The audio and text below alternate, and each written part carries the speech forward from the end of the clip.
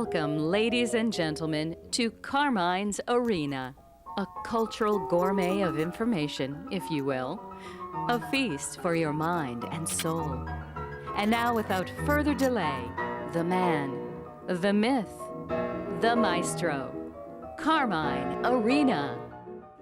Greetings and welcome once again to Carmine's Arena, site of contest and conflict, venue for and of resolution. Resolution in terms of focus, remedy, and commitment, both yours and mine, to the preservation, the propagation, and indeed the celebration of Western civilization. The Board of Regents recently eliminated a requirement, reported the New York Times, and that requirement necessitated that aspiring teachers in New York State pass a literacy test which is tantamount to a doctor proving he can take a patient's pulse, so posits the Regents Board's upstarts and poseurs. The literary test in question, however, was primarily being set aside because minority candidates, both Black and Hispanic, passed it at significantly lower rates than white and Asian aspirants. And we just can't have hurt feelings, can we? Now, let's continue to traverse this newly cut trail of mediocrity. For the Regents, once the most respected body worldwide, also moved in its declining wisdom, moved forward with a proposal that would allow future teachers who failed another hurdle aimed at evaluating practical skills, like lesson planning and the like, to be certified as teachers anyway, based on their grades and professors' recommendations. This last would fill a book to merely roster gross academic mediocrity, graduated to political perversity and fraternal hypocrisy. Altogether, the tottering steps taken signal how much the Regents' approach has changed under the current Chancellor, Betty A. Rosa. After several years of efforts to raise the bar for those entering the profession of teaching. Under the previous Chancellor, Merrill H. Tisch, the state created a set of more rigorous licensing exams which were intended to access reading and analytical writing skills, and required candidates to submit a portfolio of work, including unedited videos of them interacting with students. The literacy test proved challenging to many prospective teachers, but particularly for minorities. An analysis done in 2014, the year the test was first administered, found that 64% of white candidates passed the test on the first try, while only 46% of Hispanic candidates and 41% of Black candidates did.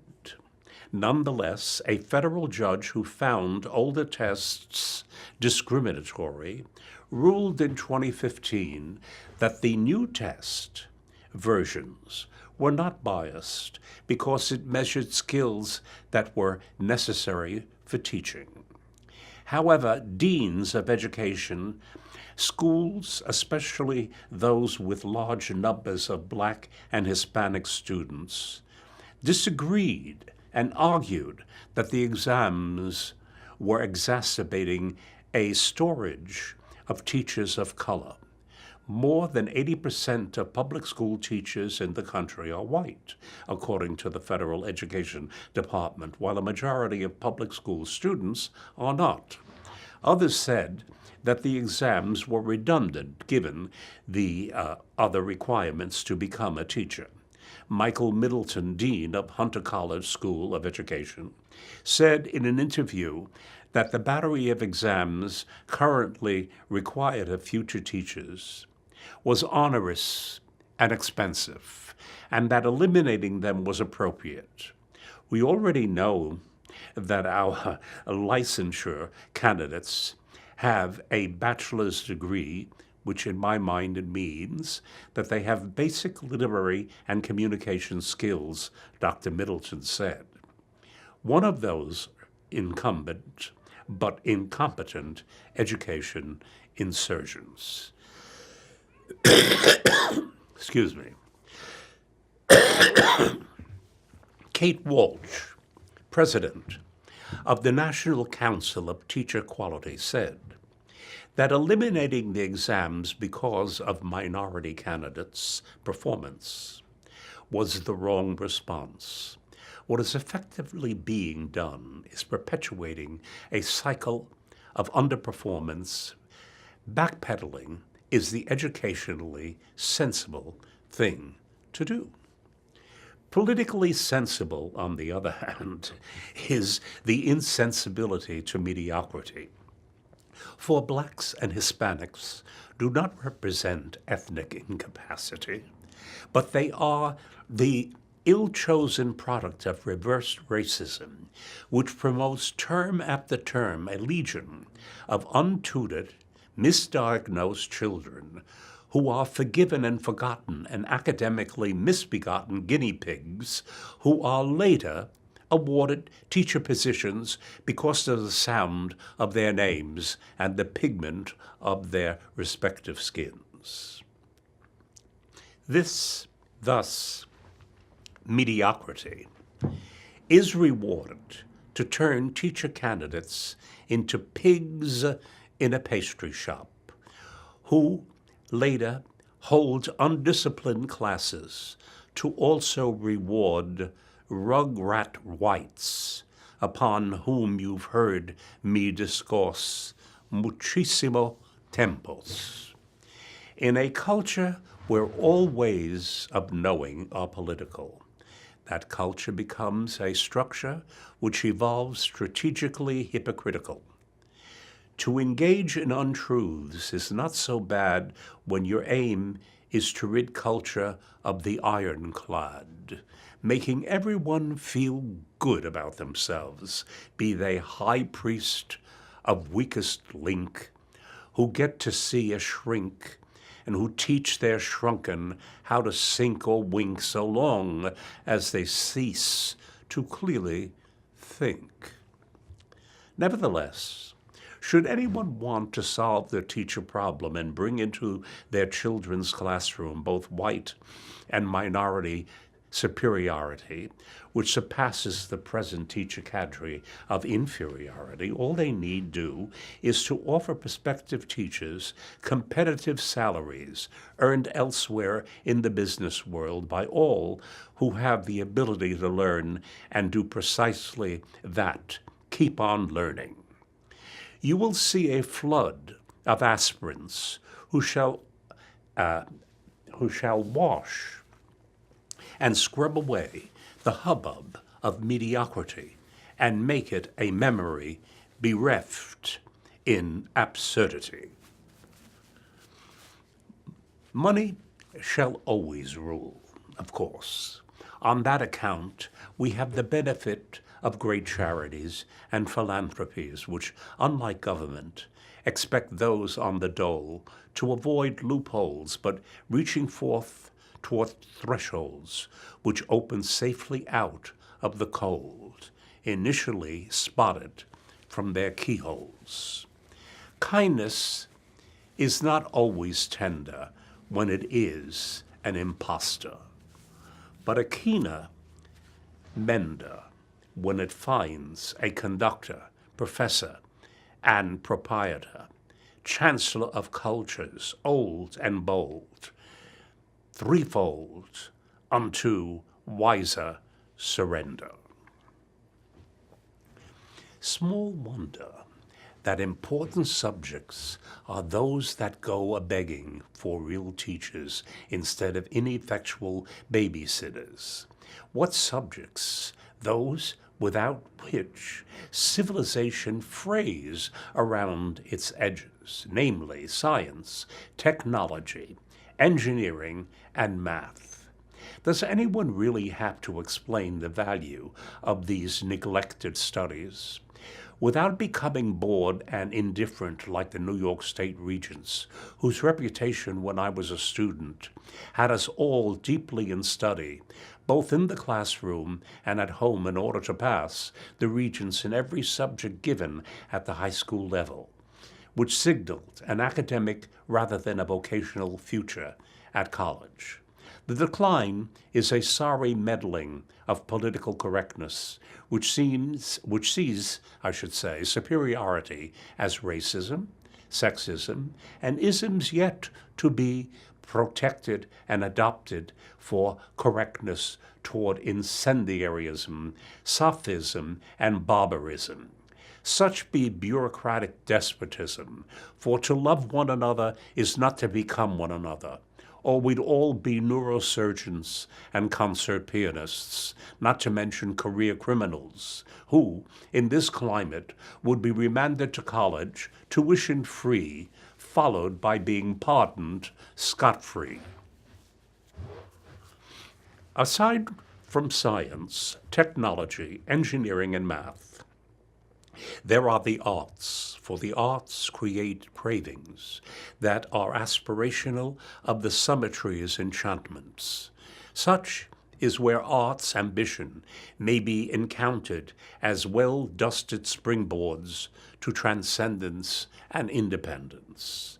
Politics, on the other dirty hand, shall always muddle along with topicalities and generalities, whereas the journey toward beauty may be said to set itself a-cuddle with perfection, with total fidelity unto art's fecundity, making our world a full-fledged university instead of an infirmary of minorities made mercenary, monetary, one-dimensional, honorary.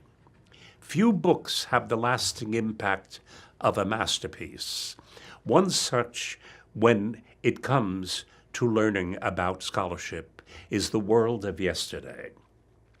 It is an autobiography that spends time, little of it, on its author per se, but on the period of the last century's emphasis on knowledge wedged in every crevice, keen-edged, particularly in the Europe of Germany and Austria, before arriving at our water's edge. Then, an uneducated child was a cruel, neglected, or mollycoddled wastrel. Stefan Zweig's The World of Yesterday was mainly a world where children competed, particularly at play, at what they most recently learned, so as to try to best playmates. None of the activities made for superficiality. The author Zweig himself was not only learned, but a remarkably self-disciplined wizard known in all elevated circles as a writer, translator into foreign language German texts. In translating the German into French, Italian, etc., Stefan Zweig felt it was the best way to improve his own German usage in style and beauty. He was absolutely right. To cover his genius in one episode would be absurd, but nothing stops my listeners from being transfixed by Zweig's learning and friendships with the world's most famous and varied apostleship of genius, who routinely ascended Parnassus whenever they visited his homes. I hold today's Board of Regents a clique and block of block-headed politicos who believe they're smart because they're intelligent. But they ceased acting intelligently when they instead grew clever and foxy to develop a newfound moxie to crush orthodoxy by soapbox and ballot box, left-winged fascisti bandbox by proxy. Another masterpiece is Denis de Rougemont, Love in the Western World. For the subject of love, particularly for us Westerners, is love as an excuse of what often amounts to the outrage of bondage. Love is the most misunderstood of man's emotions, often relegated to sexuality or sensuality, producing marriages whose anchorage is overseen by lawyers who make a mockery of matrimony, and basically for the money, and money's honey.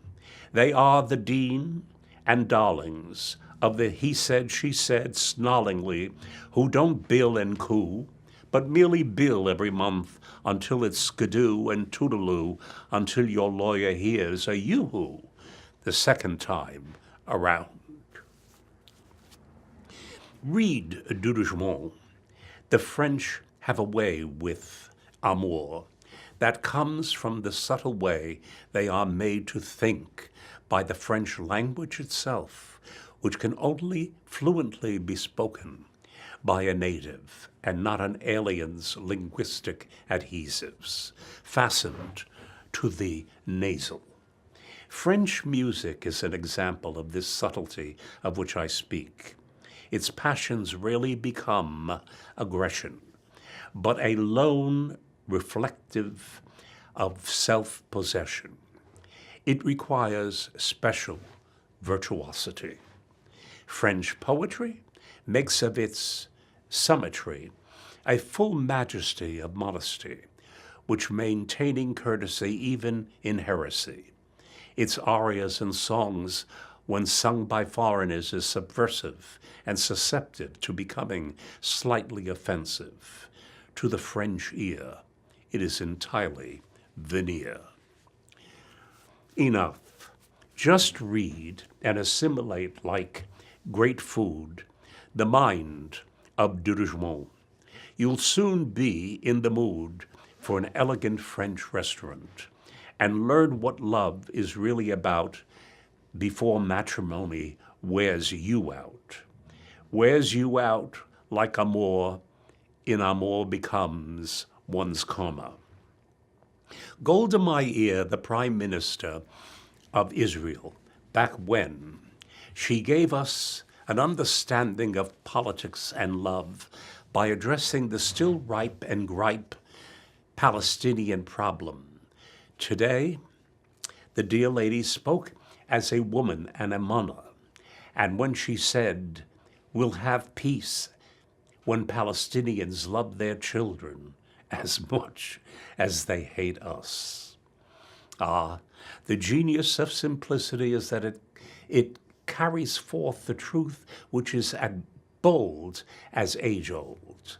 Let us, for a brief period, stick with Golda, who was an Israeli teacher, stateswoman, politician, and fourth elected head of Israel, born in the Ukraine in 1898 and died in 1978 in Jerusalem. Here's one of the quotes I like a lot. "Don't be so humble. You are not that great." We could dwell on that notion for umpteen episodes. Here's another that become a national truism. "We do not rejoice in victories," said Golda. "We rejoice when a new kind of cotton is grown and when strawberries bloom in Israel." Such be the caliber of her spectre. Listen to this, a one-time teacher who would know well how to scold the aforementioned Board of Regents. Golda said, "Trust yourself. Create the kind of self that you will be happy to live with all your life. Make the most of yourself by fanning the tiny inner sparks of possibility into flames of achievement." In my experience, the major reason for Hispanic children doing poorly on English exams is due to bilingual education, which was meant to teach English rapidly so as to join the student body. However, bilingual classes were offered from elementary through high school, where Hispanics opted to remain, incapable of speaking English, the most spoken language on God's earth, incapable as all too many of its teachers, who gobbled not only English, but classic Spanish as well, and turned it into a slang whereat pupils together hang. Now, the Regent wants to follow them right into boomerang twang. I'll be danged. It is all politically willful and meant for Hispanics with public school experience, bilingualized, to grow into left-wing voting bloc. On the other hand, realistic parents of the Hispanic set and keep sending children to private and/or Catholic schools, despite the cost, which they know will pay off when school is done and life begins. Blacks do this as well, and both blacks and Hispanics who do should be remunerated, and as homeowners made exempt from paying school tax, that annual government fixation. Of course, this won't fix anything. Meanwhile, I personally know Regents Board members who wouldn't send their offspring or grandchildren to public schools on a bet nor a threat. This includes state and federal government representatives who just want the image of being sympathetic to the minority community and have been doing same for years now without bigoted impunity. Years now with, I should say, bigoted impunity. Their reward is re-election unto perpetuity, given minorities' mental density. Obama turned out to be unaffordable. His CARE Act, that is. That is precisely why Congress initially exempted itself from having to personally accept it. That is why teachers' unions were exempt from its unsanitary clutches, and yet they can't teach with any assurance how to get their pupils to write a declarative sentence in English. Even Congressman Lady Pelosi, the great champion of pygmy ideation, is exempt from Obamacare. When having been impaled by a unicorn, which left her permanently agog, causes overdue infection, she'll go to Walter Reed, sans fee or copay, I dare say, whilst others have no such option till doomsday. You see, the license that government entitles allow themselves. These entities allowing themselves these entitlements again, such as the Regents Boards, leave intellection insolvent. In the 1950s, when I took Regents exams, there were some 40 subjects, including music and vocational skills, such as bookkeeping, which was available. Rampant license, I can assure you, only leads to junk science and junk art, packaged neatly in psychobabble, political correctness, and porta potty logic, accessing ignorance. On the other hand, our God-given gift of free will levels us the fulfillments, or I should say, lends us the fulfillment of true freedom unto liberty and knowledge, coupled to a lifelong diligence, sans divergence. Again, let's listen once more to Golda Meir's thoughtful quote, and do remember she followed her own advice as teacher, prime minister, labor minister, and foreign minister of Israel. And I quote, "Trust yourself. Create the kind of self that you will be happy to live with all your life. Make the most of yourself by fanning the tiny sparks of possibility into flames of achievement. Read as much as you can manage about this extraordinary human being, for as she was fond of saying, I must govern the clock, not be governed by it. It truly is an inspiration to me when I find, as with Golda Meir, an idealist balanced by reality. Listen to this quip of a quote. "We have always said that in our war with the Arabs, we had a secret weapon. No alternative." Yes, many times not having but one alternative is an advantage. I wonder what would have happened to minorities who did and do poorly in school to simply have been given this helpful message. Shut up to listen and learn, or you'll be backside reddened, if not whitened. I studied Spanish to go along with Italian, Yiddish, and English. I studied classic Spanish so that I could read Cervantes' giant masterpiece, Don Quixote de la Mancha, in the original. In any other language, as with most translations, much of the interest and uniqueness is tarnished. As you heard me say before, to see and hear the flaws of translation is to remember how a Japanese translator interpreted the great novel Grapes of Wrath to begin with. He entitled it Angry Raisins.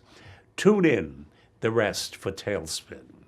Classic Castilian Spanish is a glory to the ear, a glory crushed and maimed in everyday Hispanic cryptotoxic and inauthentic.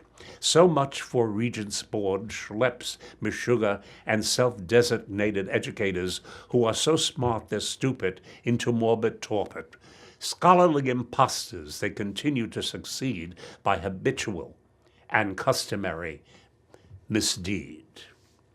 Like all bureaucracies, their survival becomes a political riddle wrapped in a mystery inside an enigma, whereat paradox subsumes orthodoxy instead of the other way around, inherently hidebound. Thus, all trails of mediocrity are traceable back to the coattails of political wholesale, which leads to the paucity of identity, but mucho self-pity, which is of a velocity causing the calamity of deformity into senility. At this point, we need a laugh. Think of Pelosi simultaneously with Disraeli or Da Vinci or Giuseppe Verdi. Back to reality. Pelosi as peccati, being the acknowledgement of sin. In Pelosi's case, yang banging into Grimalkin. That's Grimalkin as a splendid or dreadful old woman. I should say a spiteful old woman. Till next time, remember, keep the faith, my friend, and I'll see you when we're ready to rewind. Ciao. If you have any comments or other remarks, and that I perhaps could even read on some of these broadcasts, please do not hesitate to write to me, Carmine Arena, P.O. Box 1029, Larchmont, New York 10538.